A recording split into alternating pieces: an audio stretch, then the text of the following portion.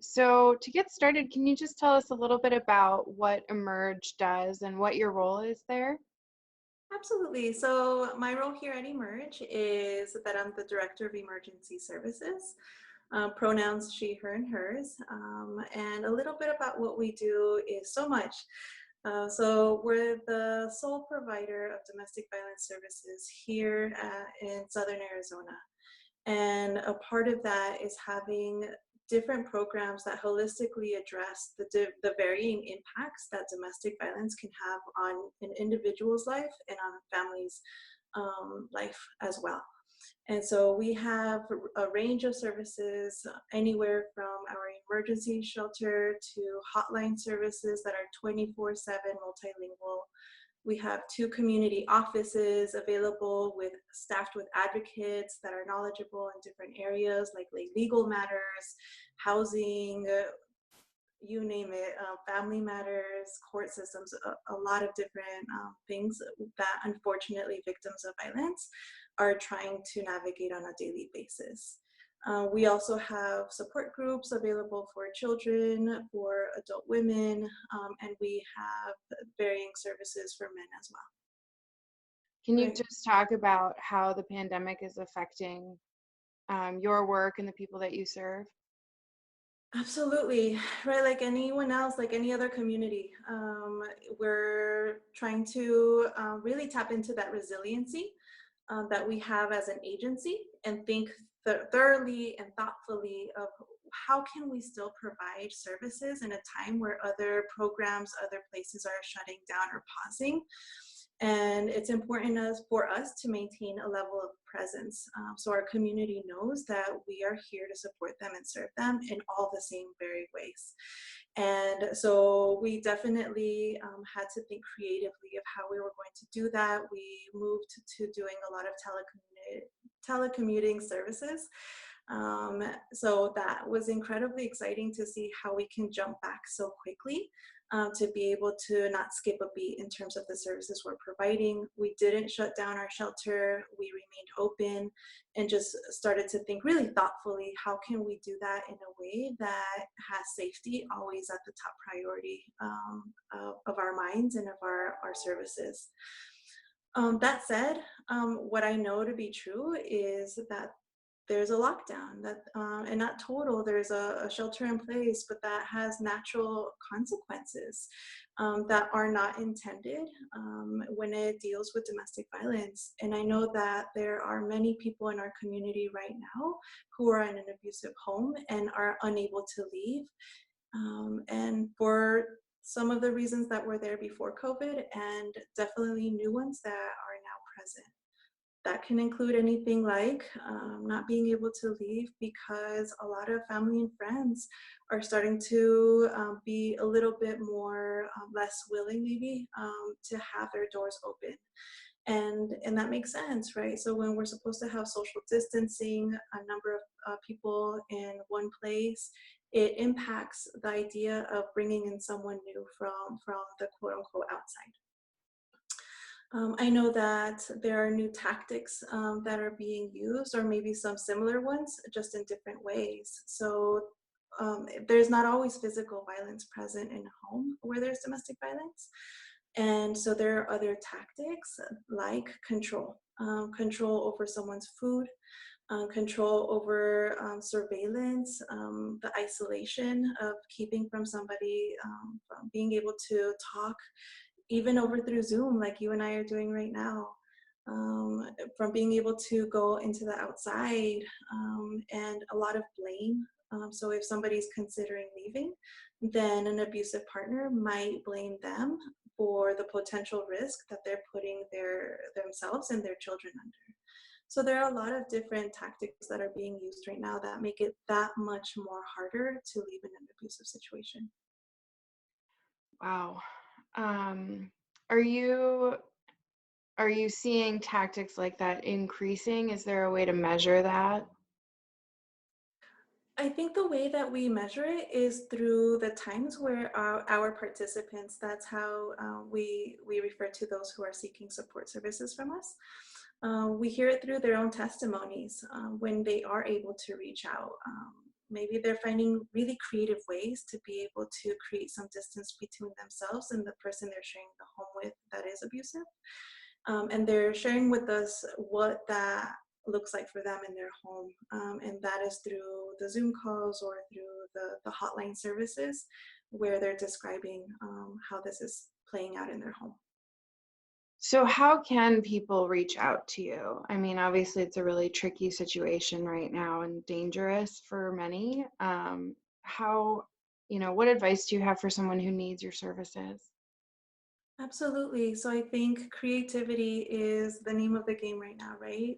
I first and foremost want to really stress that we are completely open and operating.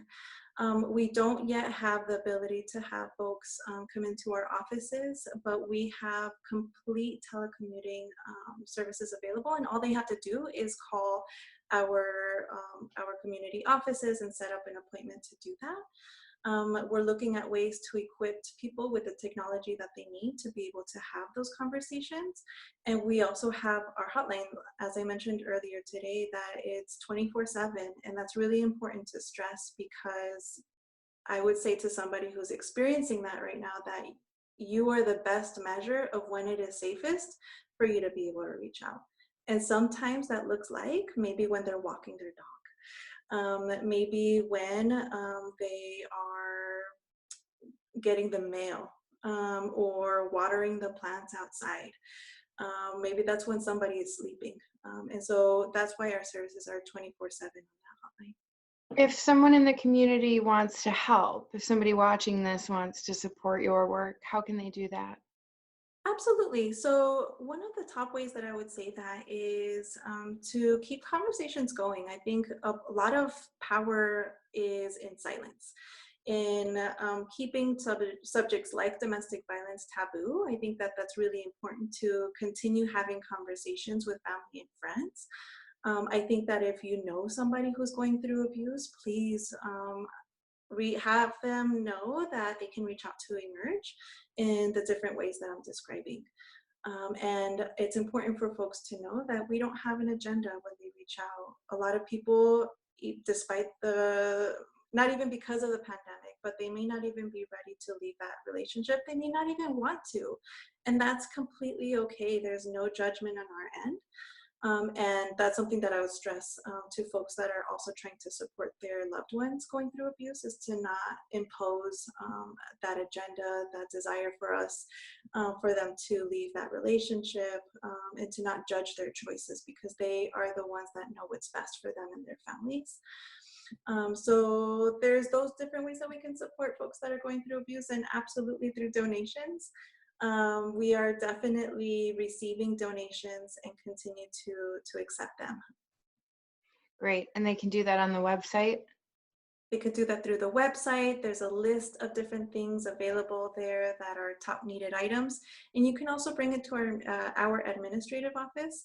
And again, all of the addresses to those offices are on our website. And a few items include sanitizing items, those paper goods like toilet paper, paper towels, thermometers, a number of different things that you can see through our emergecenter.org website. What are you doing to take care of yourself? What might you say to another person in a position similar to yours about getting through this time? Some of the things, some things really important that I've learned for myself is to practice what we preach. Right, we talk about prioritizing our care, physical and emotional, and that's so important during these times. I really deeply believe that self-care is community care. And it's important that we collaborate, keep that conversation going of what are you doing, here's what we're doing, so that we can do the exchange of information of those best practices, along with making sure that the folks that are reaching out to us that are at most risk and most vulnerable, that we are being mindful of how we are continuing to creatively provide support and services to them. Any sort of anecdotes about the last few months? Yeah, absolutely. So there's several right there. I mean, one that I could think about is through that we can continue to offer meaningful support through these type of Zoom interactions. One of the things that we are doing is providing really culturally specific support groups that also intersect with domestic violence. And so we have one of our groups called the Sister Circle, and the Queens group.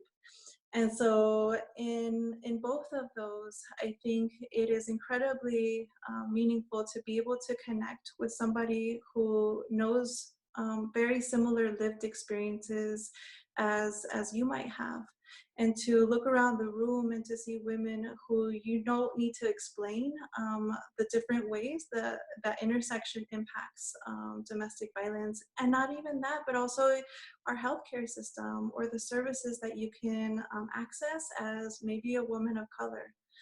And so within those groups, it's incredibly wonderful to hear about the different ways that they can continue to connect despite the shelter in place through the use of this technology. And to be able to hear that supportive voice still within your home, and to talk about how this is impacting you through the different identities that you connect to. Who are your super heroes? Who inspires you right now? Geez Louise, I was thinking about that question. I was just like, okay, how long do they have? As long as you want. I would say the women in my life, right? And that's across the board in my personal home life, in my through my friendships, through my family, through my elders, and also at the women here at Emerge. The leadership and the support that I receive from them, the community of sisters that I have within that group is incredible. And so yeah, those would be my Shiros. Yeah, but to be non-binary as well. I think that the people who I see here every day, past the hours that they were scheduled to be here, and continue to do the support to make sure that services and the quality of them are never jeopardized. The tears, the sweat that I see people put through to make sure that people are feeling loved and cared for unconditionally. Those would be the people who identify as as those people that I admire. Anything else? Any other thoughts? Anything you wanted to share that we haven't been over yet? Yeah, absolutely. The only other thing that I was thinking about in reflection of the questions for today's interview is also whose voices are not represented at the table, typically at the table. And I know that this week was a really important one as we elevated the voices of missing and murdered Indigenous women. And as we saw the falling of a individual who I believe, and I apologize if I don't say the name correctly, Ahmed, who was murdered in such a way. And I think that that's such an important opportunity through way of this platform to elevate their story, their voices, in that it all matters, race matters.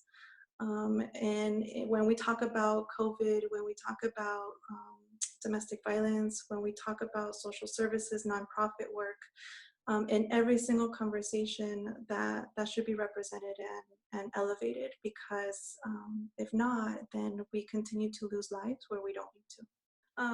Having an intersectional approach to our work as nonprofits and as stakeholders in this community who have access to resources and services.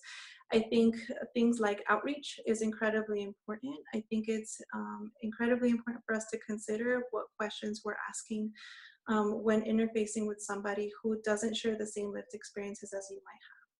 And so it's really important to make sure that our services are led by the voices and the people who are coming to us for support.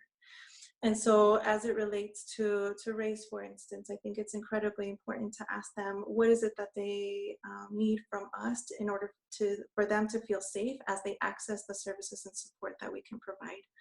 I think it's important that we also ask for feedback and that we open and create as safe as possible environment for them to be able to be open and honest in terms of how we could be doing our work better and more diligently.